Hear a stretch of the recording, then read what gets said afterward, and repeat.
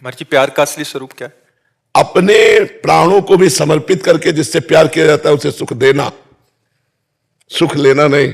सुख देवे को चाव चित सब सोहित निष्काम, इसे प्यार कहते हैं। सुख देवे को, सुख देने का ना, कहां है ऐसा? सुख देने का चाव कहां है? सुख लेने का चाव। प्रभु जी, जो माता पिता हमसे करते हैं वो भी सब आता है। मोह, प्रेम नहीं। मोह, प्रेम बहुत ऊंची चीज है बच्चा। प्रेम जिस समय आ जाएगा वो अलग हो जाएगा। जैसे स्त्री से प्यार नहीं करते, काम। हम पुरुष से प्यार नहीं करते, काम। माता पिता का मोह, जितने भी संबंध, आसक्ति, राग, इनमें प्रेम नहीं है। प्रेम नहीं है। प्रेम सच्चिदानंदमय है। अब तुम्हें उसकी अलग अलग व्याख्या दिखाएं। सुना था कुपुत्रो जायते क्वचिदपि कुमाता न भवति, शास्त्रों में लिखा है। कितने ऐसे उदाहरण हैं कि माता पिता के द्वारा पुत्रों की हत्या हो गई। अपने स्वार्थ में जहां बाधा पड़ेगी वहां अलग बात है। अगर वो कुतिया भी अपने बच्चे को प्यार करती है, सुकरी भी अपने बच्चे को प्यार करती है, पक्षी भी अपने बच्चे को प्यार, लेकिन प्यार नहीं, मोह में बंधे हुए है। प्रेम एक विशुद्ध भगवदानंद है। प्रेम हो जाए तो फिर क्या? इसीलिए तो चराचर जगत से प्रेम करो, कभी कोई बाधा नहीं। लेकिन प्रेम कहां कोई करता है? स्वार्थ के वशीभूत मोह में बंधे हुए। और मोह गए बिनु राम पद होई न दृढ़ अनुराग। अनुराग माने प्रेम। जब तक मोह है तब तक प्रेम नहीं हो सकता। और वो मोह होता है बच्चा, प्रेम नहीं होता। नहीं, सबको भगवत प्राप्ति हो जाए कि नहीं हो जाए? महाराज जी, प्रेम का भाव सबके लिए एक जैसा होना चाहिए कि उसमें जैसे अपनेपन में ज्यादा प्रेम होता है या फिर पढ़ाई में नहीं होता? प्रेम की सीधी परिभाषा है, हम जिससे प्रेम करते हैं सिर्फ उसको सुख देने की भावना हो, किंचन मात्र स्वार्थ बुद्धि ना हो। अब चाहे माता पिता हो, चाहे पुत्र हो, चाहे पत्नी हो, चाहे भाई हो, चाहे देश हो, चाहे समाज हो, चाहे विश्व हो, अपने सुख की लालसा से किया हुआ राग होता है, मोह होता है, आसक्ति होती है, स्वार्थ होता है, काम होता है, प्रेम नहीं होता है। आप समझ पा रहे ना? इसीलिए करोड़ों में किसी एक में प्रेम अंकुरण पाया जाएगा? नहीं पाया जाएगा। हितधाम में आए थे, कहा कि हमारा प्रेम विवाह हुआ, लव मैरिज, आशीर्वाद दीजिए। 8 महीने बाद फिर आए तो हम कहा तुम्हारी पत्नी साथ नहीं, बोले डिवोर्स हो गया है। वो अरे लव अरे एक बार दिल दे दिया तो फिर तुम चाहे जैसा तुम करो, हम तुम्हें दिल दे दिया। एक बार जब हमने तुम्हें दिल दे दिया तो दे दिया यार, जिंदगी भर के लिए दे दिया। अब तुम अगर हमें मार भी डालोगे तो हमारा दिल तुम्हें आशीर्वाद देगा। प्रेम का मतलब सोचते हो? अगर तुम हमें मारोगे या मार भी डालोगे, तुम्हारे दिल में अगर आवाज सुनोगे तो तुम्हारे लिए आशीर्वाद ही निकलेगा, तुम्हारे लिए दुख नहीं निकले। इसे कहते प्रेम है भला ये। और जी ऐसा प्रेम तो केवल प्रभु के लिए ही हो सकता। तो फिर अब इसीलिए तो प्रेम कहा है। और जब कोई भगवान का आशिक प्रेम करेगा जगत में भी तो अद्वितीय बेजोड़ होगा। जैसे तुलसीदास जी ने अपनी पत्नी से प्रेम किया तो मायके जाने का समय ले दिया। मायके जाने का हम जी नहीं सकते तुम्हारे बिना, तुम मायके कैसे चली जाओगी? जैसे धनुर्दास जी ने अपनी पत्नी से प्रेम किया, महाभागवत है, तो ऐसे चलते बाजार में सब्जी लेने नहीं जाते, पत्नी जाएगी क्योंकि वो बिछो नहीं सह सकते, तो पत्नी ऐसे चल रही, आप छाता लिए ऐसे चल रहे। चिंतामणि में इतने आसक्त हो गए, सब कुछ न्यौछावर कर दिया बिल्व मंगल जी ने। अगर भागवतिक पुरुष हिरण से आसक्त हो गए तो अगला जन्म हिरण का लेना पड़ा, और महाराज हिरण की दुर्गति नहीं होने दी, वही राजा रहुगण बना हिरण। और भरत, भागवतिक अगर पुरुष किसी से भी प्रेम कर लेगा तो आर पार का निर्वाह होता, वहां स्वार्थ नहीं होता। इसलिए भागवतिक पुरुष का कहीं प्रेम होता नहीं भगवान के सिवा। अगर हो जाए तो बेजोड़ होता है। हिरण से प्रेम किया, जिस भगवान की प्राप्ति के लिए अपना राज्य छोड़ा, अपनी पत्नी पुत्र छोड़े और हिरण से प्यार कर लिया, तो उसके लिए 3 जन्म लगा दिए। 3 जन्म लगा दिए। जड़ भरत के रूप में पालकी में उसी को तो उठाए हुए उपदेश कर रहे हैं। तो प्रेम शब्द से हृदय में कुछ होने लगता है। नहीं, आपके होता है कि नहीं होता हमें पता नहीं, कि हमारे होने लगता है। प्रेम शब्द होते ही एक, जैसे कोई दिल को मसला करे, शायद इसको ही इश्क कहते। प्रेम को उर्दू में इश्क कहते। इश्क इसको क्या बोले? जैसे कोई दिल को मसला करे, अपने प्यारे की याद में, प्यारे के लिए तड़पना, प्यारे के लिए सिसकना, प्यारे के लिए बलिदान होना।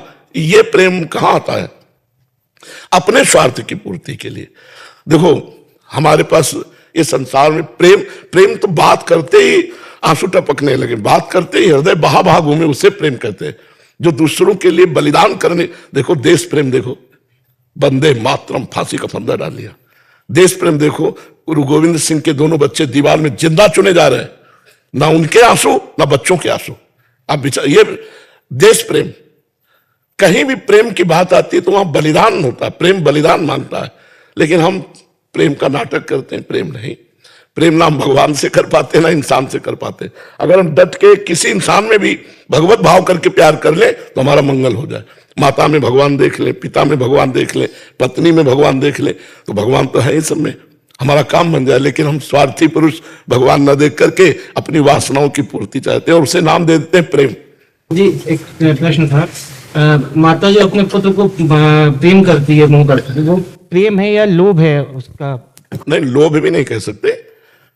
मानो मनुष्य माता तो थोड़ा बुद्धि रखती है, हम पशु पक्षियों की भी कहा, वो क्या अपने बच्चे से प्रेम नहीं करते?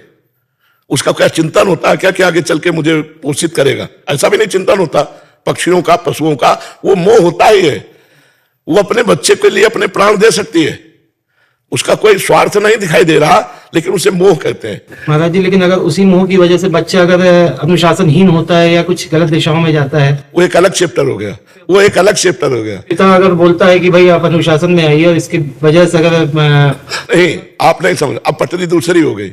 अनुशासन शब्द लाने के लिए अब वो व्यवहार शब्द आ गया। हम तो केवल उस राग की बात करें जो लगाव है, जो लगाव है। हम अब पटरी दूसरी हो जाएगा, उसकी चर्चा दूसरे रूप में होने लगेगी। हमारा सिर्फ लगाव से, कि जो विविध प्रकार का लगाव है, यदि इसे प्रेम में बदल दिया जाए तो भगवान की प्राप्ति हो जाए।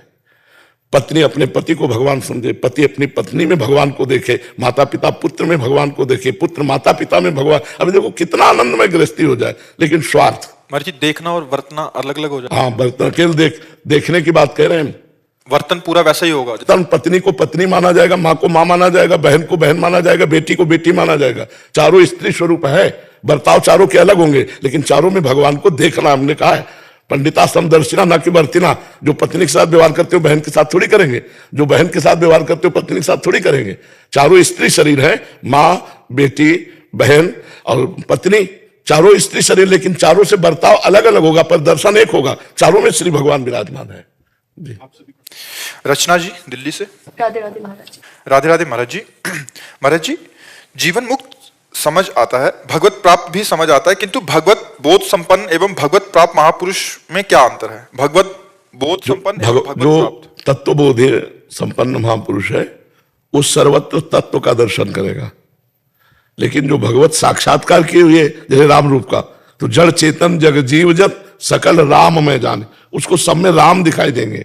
गोपियों को श्याम दिखाई देते हैं, लेकिन तत्व ज्ञानी को ब्रह्म तत्व नजर आता है, भगवत तत्व नजर आता है। वो रूप का नहीं, वो तत्व का होता है। समझ रहे हैं? भगवत दर्शन साक्षात्कार और तत्व दर्शन में इतना अंतर है। जो विद्या विनय संपन्ने ब्राह्मणे गव्यहस्तनी सुनी चो सुपाके चा पंडिता समदर्शिना। जो विद्या विनय संपन्न ब्राह्मण में, गाय में, हाथी में, कुत्ते में, चांडाल में एक ही तत्व को देख रहा है, वो ज्ञानी है। प्रेमी सर्वत्र अपने प्रभु को देखता है। जैसे गोपिया ने कहने जित देखो तित श्याममयी है, और गोस्वामी जी कह रहे सीए राम में सब जग जानी। ये भेद है। तत्व वो दर्शन करता है, ये रूप दर्शन करते। सब में प्रभु का रूप समाया, सब में उसी का रूप समाया। एक एक कण में जहां दृष्टि जाती है वहां अपने प्रभु को देखता है। समझ पा रहे हैं? हाँ जी, जो भगवत प्राप्त हमें ऐसा लगता था जिनको ऑलरेडी साक्षात्कार हो चुका है प्रभु का साक्षात, और भगवत बोध संपन्न जिनको जैसे हमने कहानियों में या ग्रंथों में पढ़ा है, जिसमें ऊपर से प्रकाश या आकाशवाणी हुई। ये कोई फिल्मी स्टाइल नहीं है, ये तस्मात् शास्त्रम प्रमाणम थे। शास्त्रीय प्रमाण होना चाहिए। भगवत तत्व दर्शन वेदांत दर्शन के अनुसार होता है, और ये भक्ति के अनुसार भगवत साक्षात्कार होता है।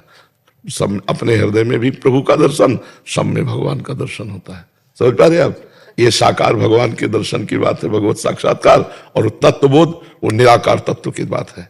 वो सर्वत्र व्याप्त है बिजली की तरह, उसका कोई नाम नहीं, कोई रूप नहीं, सर्वत्र एक ही तत्व है, और इनका नाम है और रूप है। बोले मेरे राम जी सब में विराजमान, मेरे श्याम जी सब में विराजमान है, घनश्याम जी सब में विराजमान।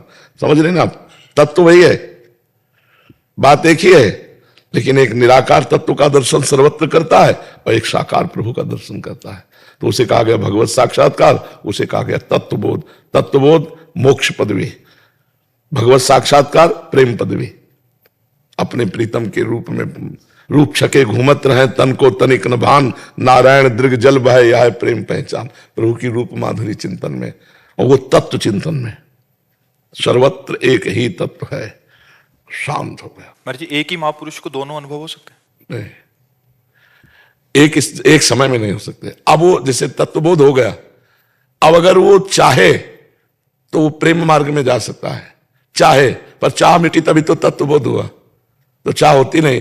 अब ऐसे स्वाभाविक भगवान कोई रूप का आकर्षण कर दे, जैसे मधुसूदन सरस्वती जी तत्वबोध में स्थित महापुरुष है, और भगवान जी मुरली मनोहर ने अपना रूप दिखाया तो कहने लगे बंसी विभूषित करा नव नीरदाभात पीतांबरा दरुड़ बिंफला दरुष्टात पूर्णेन्द्र सुंदर मुखाद दरविंद नेत्रात कृष्णात परम किमपि तत्व महम न जाने। कृष्ण से भी कोई बढ़कर तत्व है ऐसा मैं नहीं जानता। और पहले तत्वबोध में थे तो तत्व बताया ना कि कृष्ण से बढ़कर कोई तत्व मैं ऐसा नहीं जानता। अब उनके चित्त को श्री कृष्ण रूप ने आकर्षित कर लिया। महाराज जी तत्व का पूरा ज्ञान तो हाँ, पूरा तत्व का ज्ञान तो रहता है। महाराज जी जैसे आप बनारस में थे तो वहां बोध और ज्ञान दोनों हुआ महाराज जी, अब आप ये वाले क्षेत्र में अपने पूर्णता हासिल किए तो वो अनुभव तो है ही महाराज जी उसका। पर हमें ज्यादा परेशानी इसलिए नहीं पड़ी कि हम भगवान शिव के साकार रूप की भी उपासना में रुचि रखते थे। हम केवल निराकार तत्व में ही नहीं रखते थे, भगवान शंकर के रूप में, तो रूप में आने में हमें ज्यादा परेशानी नहीं पड़ी। नहीं, एकदम शुष्क हृदय होता है, जो ज्ञानी का हृदय होता है उसमें करुणा मैत्री नहीं होती, करुणा और मैत्री नहीं होती। ये उपासना का रंग होता है महाराज। हाँ, क्योंकि करुणा किस पर करे, मैत्री किससे करे? अब जैसा कोई है नहीं तो किससे करुणा मैत्री करे? ये सब वृत्तियां नहीं रहती, ये प्रेमी में रहती, करुणा मैत्री ये सब मिलती है। अद्वेष्टा सर्वभूतानाम मैत्रा करुण एवच निर्ममो निरहंकारा सम दुखा सुखा सभी। जो किसी भी प्राणी में कोई दोष दर्शन नहीं करता या सब में एक ही भगवान को देखता है, सबसे मित्रता और करुणा का व्यवहार करता है। मित्रता का व्यवहार करता है पर ममता नहीं है, करुणा का व्यवहार करता है पर अहंकार नहीं, निर्ममो निरहंकारा।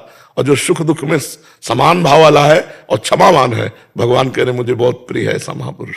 पर ये बहुत कठिन बातें है, प्रवचन कर लेना अलग बात है, स्थिति आना बहुत कठिन बात आती है। वो केवल भजन से आती है, गुरुजनों के चरणों का आश्रय, रात दिन भजन, तो स्थितियां बनती जाती है। महाराज जी 3 तरीके से हम लोग भगवान के दर्शन कर सकते हैं। जैसे एक तो सब में हमने भगवत भाव किया, इनमें भी भगवान है, सब में भाव करना अलग बात, तो भगवत साक्षात्कार करना अलग बात है। तो भगवत साक्षात्कार जब होता है तो उनकी कांति आप 2 शब्दों में कुछ एक्सप्लेन करेंगे कि पहले शब्द में कहते हैं अनिर्वचनीयम,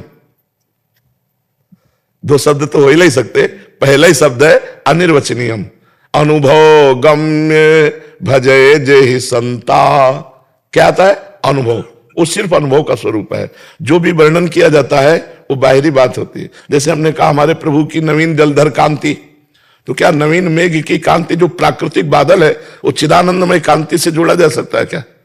जैसे वर्णन आया राम जी का रूप कैसा, बोले केकी कंठाव नीलम, जैसे मोर के गले की कांति। तो क्या मोर के गले की कांति देख ली तो राम जी की कांति देख ली क्या? नहीं, राम जी का चिदानंद रूप है। चिदानंद में देह तुम्हारी विगत विकार जान अधिकारी, और मोर प्राकृतिक है, तो 13 रूप कहत नहीं आवे। जैसे ही हरिवंश कछुक जस गावे। आपका रूप कहने में नहीं आता, वाणी की सामर्थ्य नहीं कि आपका रूप वर्णन कर सके। फिर भी वाणी को पवित्र करने के लिए प्राकृत शब्दों को जोड़ करके उनके रूप की कल्पना भावना ऐसे की जाती है। वो अनुभवगम्य है, वाणी की सामर्थ्य नहीं कि बोल सके। बोले कैसे भगवान के नेत्र है? कमल दल। तो क्या कमल दल को देख लिया तो भगवान के नेत्र देख लिए? प्रियाजू के नेत्र कैसे? बोले खंजन मीन मृगज मद मेटत कहा कहो नैनन की बातें। खंजन पक्षी के नेत्र, मछली के नेत्र और मृग शावक के नेत्र, बोले इनके अभिमान को मेटने वाले प्रियाजू के नेत्र। खंजन मीन मृगज मद मेटत कहा कहो नैनन की बातें। तो क्या इनके देखने से प्रियाजू के नेत्र देख लिए क्या? जिन नेत्रों का एक बार बाहर पड़ा तो लालजू मूर्छित हो जाते हैं, वो नेत्र मृगज मृग शावक या मीन या खंजन उपमा में ही नहीं आते। पर अब करे तो क्या करे? अगर हम कुछ इशारा देना चाहते तो प्राकृतिक ही बात कहनी पड़ेगी, और वो जमती नहीं है। बोले सूर्य का प्रकाश कैसा? तो कागज में हम बना के दिखा दें ऐसा ऐसा, तो आभास तो हमें हो जाएगा, लेकिन सही माने में हम नहीं देख पाएंगे। आभास तो हो जाएगा कि सूर्य ऐसा, ऐसी किरणें होंगी। जैसे बिजली है, एक बिजली की कांति अगर हम कागज में उतारे तो आभास तो दिला सकते हैं कि बादल में बिजली ऐसी होती है, लेकिन क्या वो बिजली की कांति वास्तविक आ पाई? क्या नहीं आ पाई ना। तो एक प्राकृतिक बिजली की कांति नहीं आ पाई। और पीता अरुण क्षण अनंत तडिल लताभम, अनंत बिजलियों जैसी कांति प्रियाजू के श्रीअंग की कैसे आ पाएगी? हम कह रहे हैं जैसे हम सूर्य को दर्शाना चाहें तो कागज में उसी रंग से रंग कर, जैसे सूर्य की कांति, तो हमें आभास हो जाएगा कि सूर्य ऐसा होता है। आभास हो जाएगा और हम कल्पना कर सकते हैं, कल्पना कर सकते हैं ना, भावना कर सकते हैं। ऐसे ही जितने चित्र है भगवान की भावना है। भगवान का जो स्वरूप है नेति नेति कह के वेद वर्णन करते हैं, कोई ऐसा है पूरा नहीं कह सकता, वो केवल अनुभवगम। और जिनके हृदय में आया तो वो कह रहे हैं कि नयनन के रसना ने, नेत्रों ने देखा, पर नेत्रों में अगर वाणी होती तो ज्यों का त्यों बोलना चाहते, और वाणी के नैना नहीं। अब वाणी बोलना चाहती पर देखा नहीं, जो बोला वो देखा नहीं, और जो देखा वो बोला नहीं, तो बड़ा अंतरा इसी में हो गया। और बोले जो हृदय में वो मुख में लाते लाते बिल्कुल अधूरा रह जाता है, कैसे वर्णन करूं। तो अनिर्वचनीय भगवत स्वरूपम, अनिर्वचनीय प्रेम स्वरूपम। जी मोना जी दिल्ली से। राधे राधे महाराज जी। महाराज जी, जैसे हम भोग भोगने से उसी समय थोड़ा सा सुख का आभास होता है, वैसे ही थोड़ा नाम जप से आनंद अनुभव क्यों नहीं हो रहा अभी? इसमें थोड़ा नहीं होता, इसमें महान होता है। नाम जप में पहले पाप का नाश करेगा। यद तज्ञ विष्णु परिणामे अमृतोपमम तत्सुखम सात्विकम स्मृतम। और यद तज्ञ अमृतोपमम परिणामे विष्णु तत्सुखम राजसम स्मृतम। जिसकी शुरुआत विष जैसी हो नाम जप, उसका परिणाम अमृत जैसा होगा, ये सात्विक भगवदानंद है। और जिसकी शुरुआत अमृत जैसी हो, परिणाम विष जैसा हो, सांसारिक भोग। इसमें तत्काल सुख की अनुभूति का भ्रम होता है, तो जीवन पूरा बर्बाद हो जाता है, इसी में जीवन लगा रहता है, हाथ कुछ नहीं लगता। और भगवदानंद में एक विष जैसा लगता है। 3 बजे उठना, नहा धो के माला जपना, आराम से खूब पड़े, 8 बजे तक सोना, अमृत जैसा लगता है, लेकिन इसका परिणाम विष होगा। जिसकी शुरुआत विष जैसी लगे, उसका परिणाम अमृत होगा। समुद्र मंथन में सबसे पहले विष निकला, फिर बाद में अमृत निकला, जिसमें बाद में आनंद मिलेगा। पहले नाम जप के द्वारा पाप वासनाएं नष्ट होंगी, पाप प्रवृत्ति नष्ट होगी, तब आनंद के। अब कितना पाप जमा है वो भगवान जाने। तो इसलिए हम खूब नाम जप करें और चिंता आनंद की ना करें। जहां आनंद शुरू हुआ फिर बढ़ता ही चला जाएगा, कभी घटेगा नहीं। ये भगवदानंद बढ़ता रहता है, ये कभी घटता नहीं है। और विषय सुख घटता जाएगा। एक चीज को एक बार पाओ, मान लो खीर पाई, अच्छी लगी, फिर पाओ तुरंत, फिर और पाओ, घृणा हो जाएगी, नहीं खीर नहीं, उसमें नहीं निकलता जाएगा। और इसमें जितना आनंद मिलता जाएगा उतनी भूख बढ़ती जाएगी। पूरा जीवन भजन करो, फिर भी यही रोकर कहना होगा कि हमें भजन दो, रात दिन मैं भजन करूं। तो ये आनंद धैर्य पूर्वक पहले नाम जप करो, तुम्हारे पाप और पाप की प्रवृत्तियों का नाश करेगा, फिर आनंद का प्रभाव। जैसे आनंद बढ़ा तो ये बढ़ता चला जाएगा। ये भगवदानंद समुद्र है, जो आनंद सिंधु सुख राशि, सीकर तय त्रैलोक सुपासी, सो सुख धाम राम सुनामा। जिनका नाम राम है वो सुख समुद्र है। जितना नाम जप करोगे उतने भगवान के सुख समुद्र में डूबोगे। पर प्रारंभ नहीं, प्रारंभ में तो विष जैसा लगेगा, परिणाम अमृत जैसा होगा। यद तज्ञ विष्णु परिणामे अमृतोपमम।